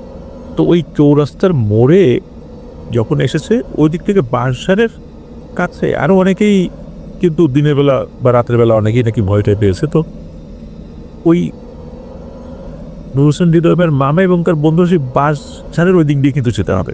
বাঁশ বাগানের কাছে এসে দেখে ওই ঠিক ওই বিড়ালটা ওই বাঁশের ভেতর থেকে বের হয়ে রাস্তার মাঝখানে ঠায় দাঁড়িয়ে আছে এবং তাদের দিকে রাগান্বিত চোখে তাকিয়ে আছে। মনে হচ্ছে যে পথ আগলে দাঁড়িয়েছে, তাদেরকে যেতেই দেবে না। এই বিড়ালটাকে দেখেই এই নূর হোসেন হৃদয় ভাইয়ের যে মামা, ওনার কিন্তু রাগ উঠে গেছে। কি স্বাভাবিক কি অস্বাভাবিক বিড়াল, এইটা তার মাথায় নাই। প্রথমে এক বিড়াল দেখে একটা সমস্যা হলো, সেই বিড়াল কাছে উঠতে দেয় না, আবার এটা সেটা সমস্যা হলো। এখন আবার রাস্তার মাঝখানে আর একটা কালো বিড়াল আসছে। ওনার এমন রাগ হয়েছিল, ওনাদের সাথে তো একটা দা ছিল, তো উনি ওই দা অন্য এক বন্ধুর হাত থেকে নিয়ে ওই বিড়ালটার দিকে প্রচণ্ড জোরে ছুঁড়ে মারে, আর ওই দাটা ঠিক বিড়ালের গায়ে এসে পড়ে বিড়ালটা রাস্তার মাঝখানে ছটফট করতে থাকে। ঠিক তারই সাথে সাথে সেই বাঁশঝাড়ের মাথার দিকে শুরু হয় প্রবল ঝড়। বাকি সব দিকে পরিস্থিতি স্বাভাবিক, কিন্তু বাঁশের ভেতরেই প্রবল উত্তাল একটা পরিবেশ বিরাজ করছে। মনে হচ্ছে পুরো বাঁশঝাড় ভেঙে তাদের গায়ের উপর এসে পড়বে। তখন মামার বন্ধুরা সবাই মামাকে বকাবকি শুরু করে এবং সেখান থেকে তারা দৌড়ে দ্রুত পালিয়ে যায়। সবাই যার যার বাড়িতে চলে গেলেও কিন্তু এই যে মামার বাড়ি তো কাছাকাছি ছিল, তখন তাকে তো একা একা আসতে হবে। তো উনি বাড়িতে ফিরছিলেন, আর এই নূর হোসেন হৃদয় ভাইয়ের নানাদের বাড়ির রাস্তার মধ্যেই রয়েছে আবার দুটো তাল গাছ। তো মামা যখন বাড়ির রাস্তা দিয়ে প্রবেশ করে, তখন সামনের দিকে তাকিয়ে দেখে সেই তাল গাছের পাতাগুলো অস্বাভাবিকভাবে নড়ছে, কোনো ধরনের বাতাসের উপস্থিতি ছাড়াই। এই নড়াচড়াটা এমন ছিল, বাতাসে তাল পাতা নড়লে যেমনটা মনে হয় তা কিন্তু না। কেউ যদি হাত দিয়ে ঝাঁকাতে থাকে প্রত্যেকটি পাতা, ঠিক যেমন শব্দ হয় এবং যেরকম সিচুয়েশন হয় ঠিক তেমনটা। আপনারা ফিল করুন এবং বোঝার চেষ্টা করুন, কেউ হাত দিয়ে যদি তালপাতা ঝাঁকাতে থাকে কেমনটা দেখা যেতে পারে। ঠিক তেমনটা যখন হচ্ছিল, কোনো ধরনের বাতাসের উপস্থিতি ছাড়া, তখন এই আবদুল্লাহ মামা ভীষণ ভয় পেয়ে যান। উনি বাড়িতে ঢোকারও সাহস পাচ্ছেন ওই তাল গাছ পেরিয়ে।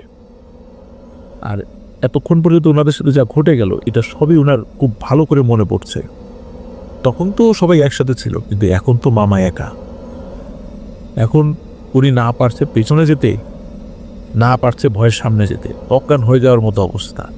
এরই মধ্যে ওনাদের বাড়ির একজন সদস্য, ওনার তো শরিক ফ্যামিলি, তো বাড়ির একজন সদস্য টর্চ নিয়ে বাইরে আসে। কি কারণে আসছে এটা কেউ জানে না। তো উনি যখন রাস্তার দিকে টর্চ মানে কোনো একজন ব্যক্তি দাঁড়িয়ে থাকা দেখে, এই টর্চের আলো দেখে উনি বুঝতে পারেন যে এটা তো আবদুল্লাহ।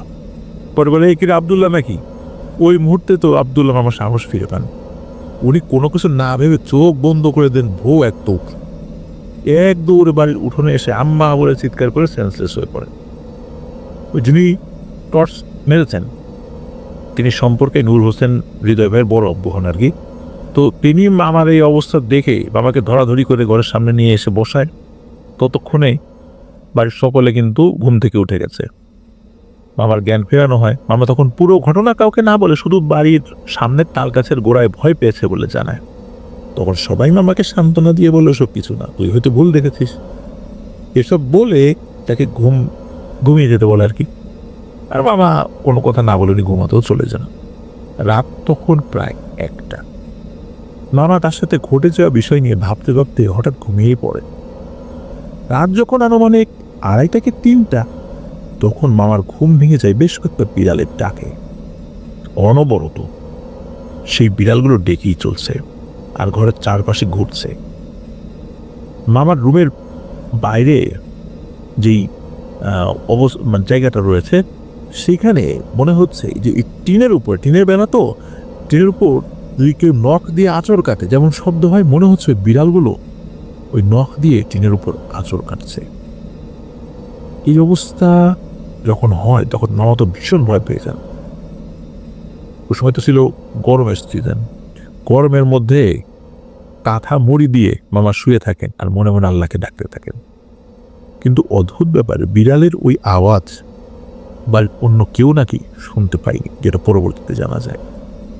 ওটা শুধু এই আব্দুল্লাহ মামা একাই শুনছেন। হঠাৎ বিড়ালের ডাক বন্ধ হয়ে গেলে মামা স্বস্তি ফেরত পান এবং ঘুমিয়েও যান।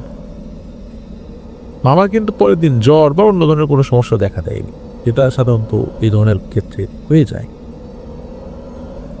রাতটা ঠিক ভালোভাবেই কেটে যায়।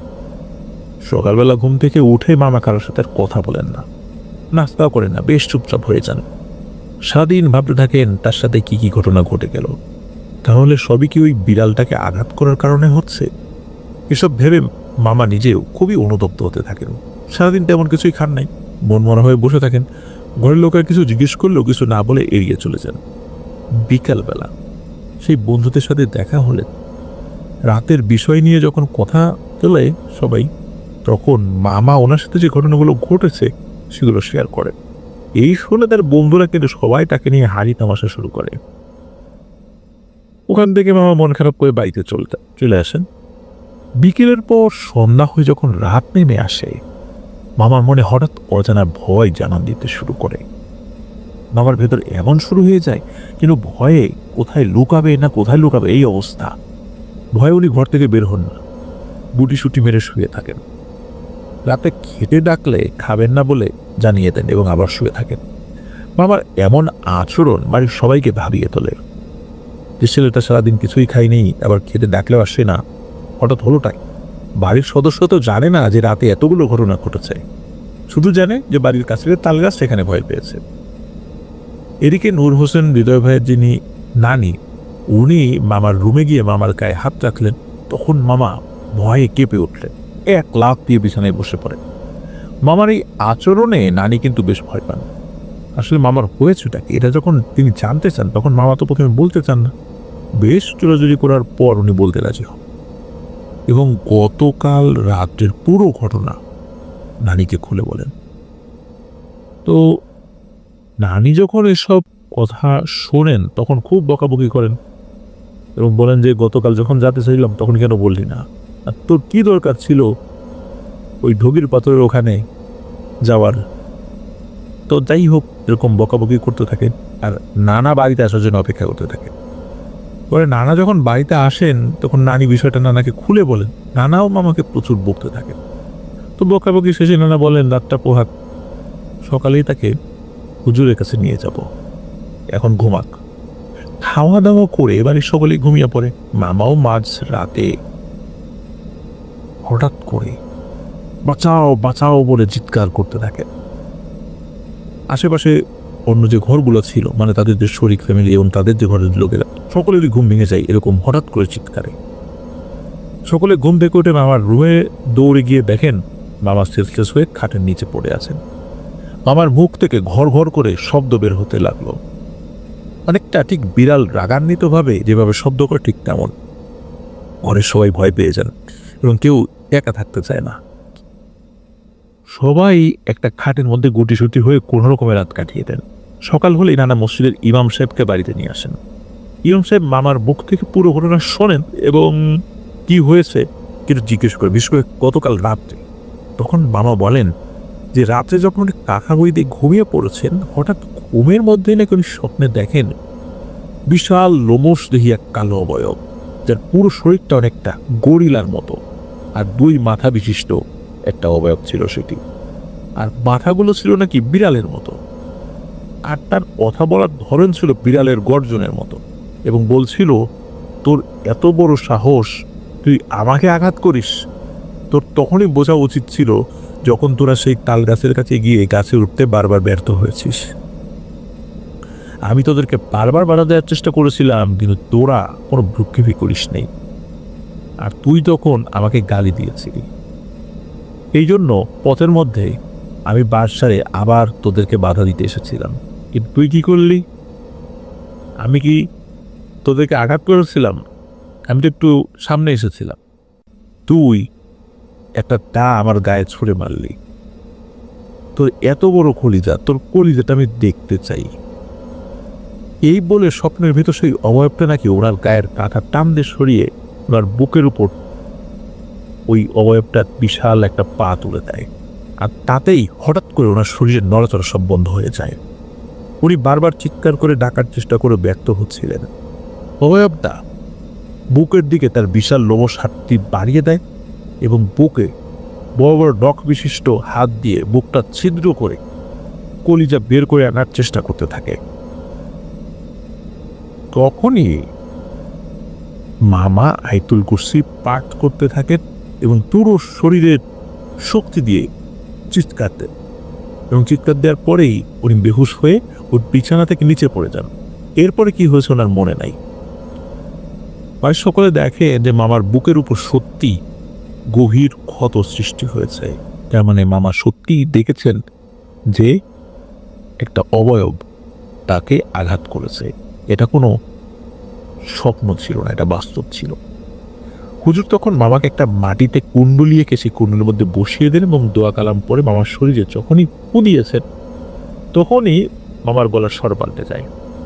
তখন মামা হুজুরকে উদ্দেশ্য করে বলেন, আচ্ছা আমাকে কেন ডাকা হয়েছে? হুজুর বলেন, আচ্ছা তুমি একে ডিস্টার্ব করছো কেন? কে তোমার কি ক্ষতি করেছে? তখন মামার ভেতরে থাকা সেই অশরীরই জবাব দেয় যে ওর এত বড় সাহস, ও আমাকে ইচ্ছাকৃতভাবে আঘাত করেছে, আমি তো ওকে ছাড়বো না, ওর প্রাণ না নিয়ে আমি ক্ষান্ত হব না। হুজুর তুমি আমার হাত থেকে ওকে কিন্তু সহজে বাঁচাতে পারবে না, ও হয়তো চেষ্টা না করে চলে যাও। হুজুর তখন বলেন, আমি কি পারবো কি পারবো না সেটা পরে দেখা যাবে, তুমি এই ছেলেটাকে ছেড়ে দাও, ও যা করেছে না বুঝেই করেছে, তোমাকে সে চিনতে পারে নাই, তাকে ক্ষমা করে দাও, তাকে ছেড়ে চলে যাও। এখন অশরীরটা কিছুতেই মানতে নারাজ। তখন হুজুর চিন্তা করেন যে একে যদি খুশি করে বিদায় না করা হয় তাহলে এই আব্দুল্লাহর খুব বিপদ আছে। এখন পদ্ধতি কয়েকটা রয়েছে। এক হলো এই পিশাচটাকে বোতলবন্দি করা, অথবা মেরে ফেলা, অথবা জোর করে তাড়িয়ে দেয়া। এই তিনটা অপশনই ক্ষতিকর। তাহলে এই পিশাচের যারা পরিচিত আত্মীয় স্বজন রয়েছে বা তার বন্ধু বান্ধব রয়েছে এরা এসে অ্যাটাক করবে। তাহলে ওকে খুশি করে বিদায় দিতে হবে যাতে সে না আসে, এবং ওয়াদা নিয়ে বিদায় দিতে হবে। আমরা যেটা জানি লিসেনার, সেটা হলো যে কোনো জিন যদি পজেসড করে ফেলে কাউকে, তখন সে কিন্তু সহজে যেতে চায় না এবং যাওয়ার একটা বিনিময় তাদেরকে দিতে হয়। এবং এটা কেন দিতে হয় এটাও আমি মোটামুটি কয়েকজনের সাথে আলোচনা করে যেটা বুঝতে পেরেছিলাম এবং বিভিন্নভাবে অ্যানালাইসিস করে বুঝতে পেরেছি, সেটা হলো যে যদি যেতে হয় তখন একটা কাপড়া তাদেরকে দিতে হয়, তাহলে নাকি ওরা চলে যেতে পারে। তা না হলে ওরা নাকি আবার ওই ব্যক্তির উপর ফেরত আসতে হয়, তা না হলে আবার ওদের ক্ষতি হয়। এই জন্য ওরা চলে যাওয়ার জন্য কিছু একটা দাবি করে। তো যখন ওই হুজুর একটা বিনিময় দেওয়ার কথা বলে, তখন সে বলে একটা কালো রঙের খাসি এবং 5 কেজি মিষ্টি দিতে হবে। হুজুর বলে খাসি দেওয়া যাবে না, এদের অবস্থা ভালো না, খাসির পরিবর্তে অন্য কিছু চাও। তখন খাসির পরিবর্তে একটা কালো রঙের মুরগি এবং 5 কেজি মিষ্টি, যেন রাতের বেলা এই আব্দুল্লাহ বাবা ঠিক যেখানে বিড়ালটাকে আঘাত করেছিল একা একা গিয়ে সেখানে রেখে আসে এবং সোজা সামনের দিকে রেখে চলে আসে, পিছন দিকে যেন না তাকায়। তো হুজুর তখন বলে, ঠিক আছে তাই হবে, তুমি এখন চলে যাও। তো সত্যি ওই অশরীরটা মামার শরীর ছেড়ে দেয়, মামার চেয়ে মাটিতে মুখ থুবড়ে পড়ে যায়। আর হুজুর কি করেছেন, মামাকে প্রায় 41 দিন একটা আমল দিয়েছিলেন, এই আমলগুলো করতে বলেছিলেন। আর এই ঘটনার পরের দিনটা 10টার দিকে সেই বাসারের কাছে মামা একটি কালো মুরগি এবং 5 কেজি মিষ্টি রেখে আসেন এবং রেখে সোজা বাড়ির দিকে চলে আসেন। প্রতিমধ্যে আর কোনো ধরনের কোনো সমস্যা হয়নি। এরপরে মামার সাথে ওই ধরনের কোনো ঘটনা আর ঘটেনি, মামা সুস্থ হয়ে যান।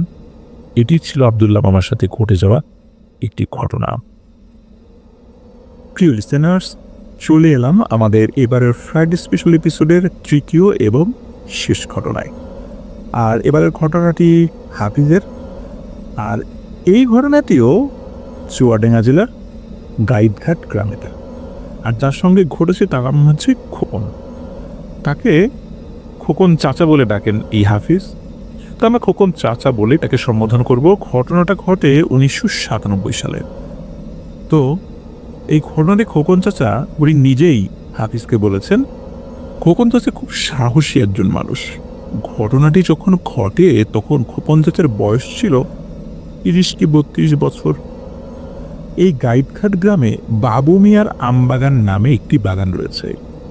এই বাগানটির বয়স আনুমানিক 100 বছরেরও বেশি বলে স্থানীয়দের কাছে শোনা যায়। এই বাগানের গাছগুলো বিশাল এরিয়া নিয়ে রয়েছে।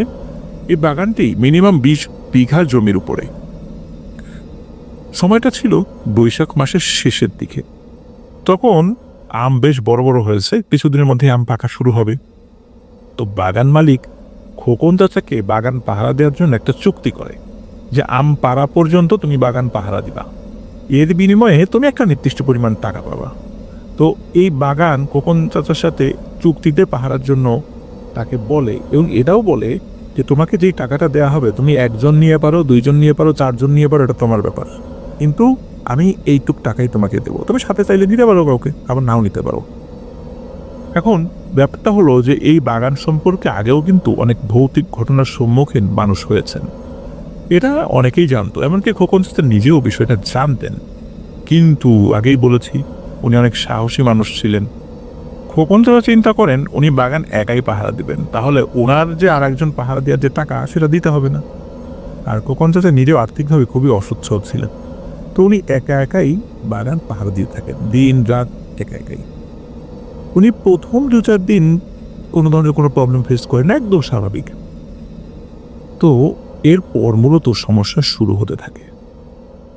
এক রাতে উনি খেয়াল করেন যে ওই যে আমরা আম বাগানের ভেতরে বা মাছ পাহারা দেওয়ার জন্য কিন্তু দেখি উঁচু একটা জায়গায় মাচাল তৈরি করা থাকে। পুকুরের মধ্যে একটা উঁচু মাচাল থাকে, আবার বাগানের মধ্যে উঁচু মাচাল থাকে। তো উনি মাচালে থাকতেন। তো এক রাতে উনি মাচালে ঘুমিয়ে আছেন। উনি হঠাৎ করে খেয়াল করেন এবং উনি ঘুম ভেঙে যায় একটা শব্দে। ওনার ছাউনি যেটা, ওই ছাউনির চালে কি যেন পড়ছে, আর যেটা পড়ছে সেটা গাছের উপর থেকে।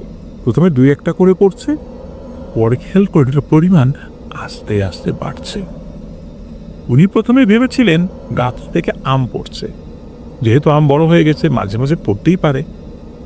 উনি কি করেন, মাচাল থেকে নেমে হাতে থাকা 5 ব্যাটারি লাইট মেরে খুঁজতে থাকেন যে উপর থেকে কি পড়ল। যে উপর থেকে আম পড়বে উনি যে চিন্তা করেছিলেন, উনি কিন্তু কোনো আম দেখতে পাচ্ছেন না। কিন্তু উনি ছাউনির আশেপাশে ভালো করে লাইট মেরে দেখেন যে কোনো আম তো নাই, বরং ওই কাঁচা আমের যে আটিগুলো অনেক অনেক ছোট ছোট আটি চারদিকে পড়ে রয়েছে। এটা দেখে উনি খুব অবাক হন এবং এটা নিশ্চিত হন যে মাত্র কেউ এই আমগুলো খেয়ে আটিগুলো এখানে ফেলেছে। উনি এইভাবে আশেপাশে আরও কিছু আমের আটি দেখতে পান, শুধু যে ছাউনির আশেপাশে তা নয়।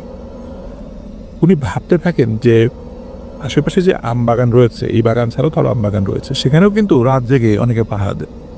কেউ হয়তো মজা করেছে, আমি নতুন মানুষ পাহারা দিতে আসছি, আবার অনেকেই জানে আমি সাহসী মানুষ, এই জন্য হয়তো এরকম মজা করতে আসি, উনি এটা ভাবতে থাকেন আর কি। উনি চারদিকে টর্চ লাইট মারতে থাকেন, কিন্তু কাউকে দেখতে পান না। এখন একটা চিন্তা তার মাথায় ঢোকে, সেটা হলো যে এই আটিগুলো যদি এখানে পড়ে থাকে, সকালবেলা যদি এই বাগানের মালিক এখানে আসে এবং এসে দেখে যে ছাউনির আশেপাশে এগুলো পড়ে আছে, তাহলে উনি ভাববেন এই কাঁচা আমগুলো আমি খেয়েছি, তাহলে স্বাভাবিকভাবে সে রাগারাগি করতে পারে। এই চিন্তা করে উনি এই আটিগুলো কি করে, ওনার কাছে থাকা গামছায় ভরতে থাকেন। পরে ভরার পরে ওটাতে গিট দিয়ে বাগানের বাইরে ফিরে আসার জন্য রওনা হন। অল্প কিছুক্ষণ হাঁটার পরেই এই বাবু মিয়ার বাগানের ঠিক পরেই একটা বড় বাঁশঝাড় ছিল। তো খোকন চাচা কি করেন, ওই বাঁশের ভিতরে গিয়ে আমি আটিগুলো রেখে উনি পেছনে ফিরে আসতে থাকেন। খোকন চাচার ভাষ্য মতে উনি 15 থেকে 20 পা বাড়ানোর পরেই হঠাৎ করে কেউ তার নাম ধরে ডেকে ওঠে, খোকন, এই খোকন। তো খোকন চাচা পেছনে ঘুরে তাকিয়ে দেখেন কেউ নাই। ওই লাইট মারে দেখেন কে আমাকে ডাকলো। খোকন চাচা যখন এভাবে দেখছেন, এরপর উনি একটা ভয়ানক বিষয় খেয়াল করেন। ওই দেখেন যে মাত্র যেখানে আমের আটিগুলো রেখে এসেছেন সেখানে একটা ভয়ঙ্কর জিনিস, দেখতে ভয়ঙ্কর। ওই সময় দিনের বেলা দেখলে কেউ ভয় পাবে না। 15 থেকে 20টা বেড়াল সবগুলো বিড়ালের আকার স্বাভাবিক বিড়াল থেকে 5 থেকে 6 গুণ বড়, আর এই সবগুলো বিড়াল ছিল একবারে কালো কুচকুচে। আমের আটি যেখানে রেখে এসেছেন সেখানে দেখেন আমের আটি নাই, কিন্তু বিড়ালগুলো দাঁড়িয়ে আছে। উনি তখন বুঝতে পারেন যে এই বিড়ালগুলো স্বাভাবিক কোনো বিড়াল নয়। উনি তখন ওই বিড়ালদের সাথে খুব কাকুতির সুরে কথা বলেন, বাবুরে, আমি গরিব মানুষ, আম বাগান পাহারা দিতে আসছি, আমারে তোমরা কোনো ক্ষতি করো না, আমিও তোমাদেরকে ডিস্টার্ব করবো না, তোমাদেরকে কোনো ক্ষতি করবো না, তোমরা তোমাদের মধ্যে থাকো, আমারে বাবুরে আম পাহারা দিতে দাও, আমি গরিব মানুষ, এটা করেই আমার চলবে। এই বলে উনি ওখান থেকে চলে আসেন। চলে আসার পথে কিন্তু আর কোনো সমস্যা হয় না। উনি যে খুব বেশি ভয় পেয়েছেন তা কিন্তু নয়, কিন্তু কিছুটা ভয় তো পেয়েছেনই। উনি ওনার ছাউনির মধ্যে ঢুকে ঘুমিয়ে পড়েন। সকালবেলা ঘুম থেকে উঠে বাসায় যান এবং পরিবারের সবাইকে এই ঘটনা খুলে বলেন। পরিবারের সদস্যরা কোন চাচাকে বলেন যে রাত্রে একা একা বাগান পাহারা না দিতে। তখন খোকন চাচাও সিদ্ধান্ত নেন তার একজনকে সাথে নেবেন। কিন্তু ওই বাগানে যে ছোটোখাটো ভৌতিক ঘটনা ঘটে এটা কিন্তু গ্রামের অনেকেই জানতো। এই কারণে যাকেই রাতে থাকার জন্য বলতো সে রাতে থাকার জন্য 2 গুণ 3 গুণ 4 গুণ টাকা দাবি করে বসতো। এটা স্বাভাবিক না। এখন খোকন চাচার সাথে তো মালিকের একটা চুক্তি ছিল যে সে এই কয়টা টাকা পাবে। একজন মানুষকে রাত্রেবেলা পাহাড় দিতে গিয়ে যদি পুরো টাকা বা তার থেকে বেশি দিয়ে ফেলে তাহলে তার তো বেশি থাকবে না, জমি বিক্রি করে এনে উল্টো আরও পাহাড় তাকে টাকা দিতে হবে। এই জন্য উনি মানুষের উপর খুব বিরক্ত হয়েই সিদ্ধান্ত নেন যে যাই করুক না কেন উনি রাত্রে একাই থাকবেন। তো কি আর করা, একাই থাকতে শুরু করেন এবং উনি এটাও ভাবেন আমাকে তো আর কেউ ক্ষতি করবে না। এভাবে 7-8 দিন কেটে যায়, কোনো ধরনের কোনো সমস্যা হয় না। এরপরে এক রাত্রে উনি স্বাভাবিকভাবেই ঘুমিয়েছিলেন ছাউনির মধ্যে। মাঝরাতের দিকে ওনার ঘুম ভেঙে যায় কিছু অদ্ভুত শব্দ শুনে। শব্দটা অনেকটা এমন ছিল যদি কোনো কুকুরকে কেউ সজোরে ঢিল মারে আমরা শুনতে পাবো কুকুরটা কেউ করে এক ধরনের শব্দ করে ওঠে।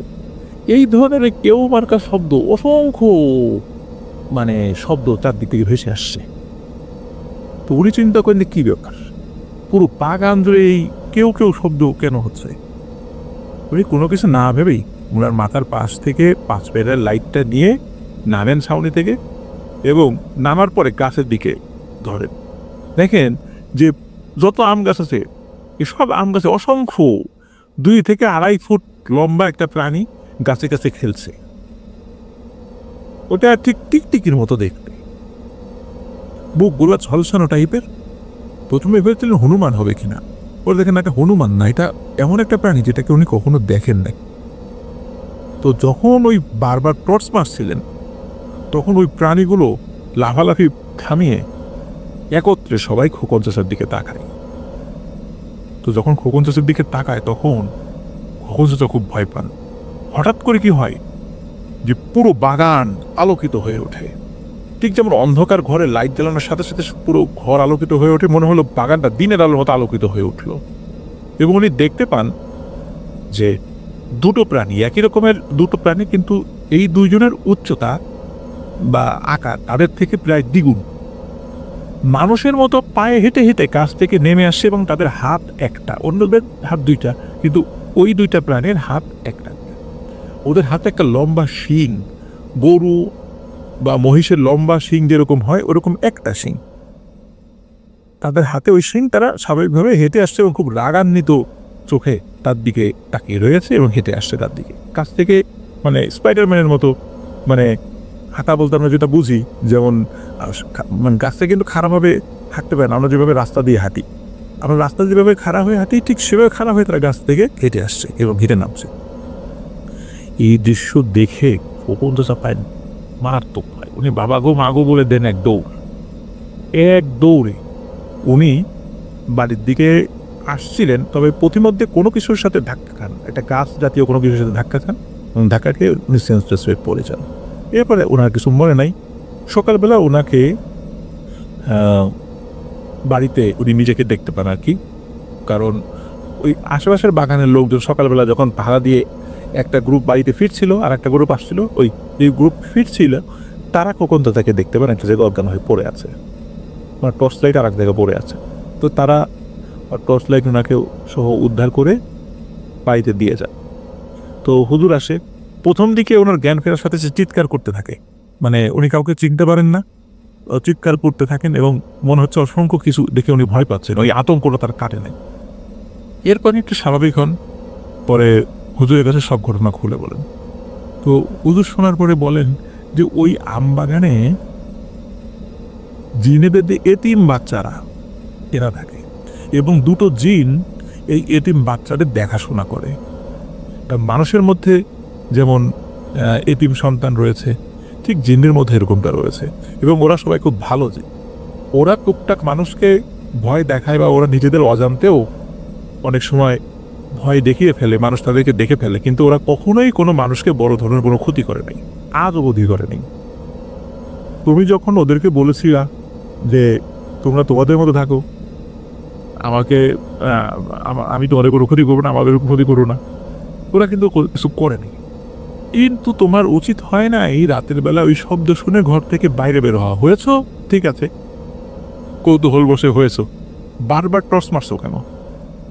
এটা তো ওরা বিরক্ত হয়েছে। একবার মারছো, দেখছো, তোমার ভেতরে চলে আসা উচিত ছিল, কিন্তু বারবার দেখার কারণে ওদের যে দুজন ওদেরকে পাহারা দিত, এরা দুজন খুব ক্ষিপ্ত হয় যে বারবার আমাদেরকে বিরক্ত করছে।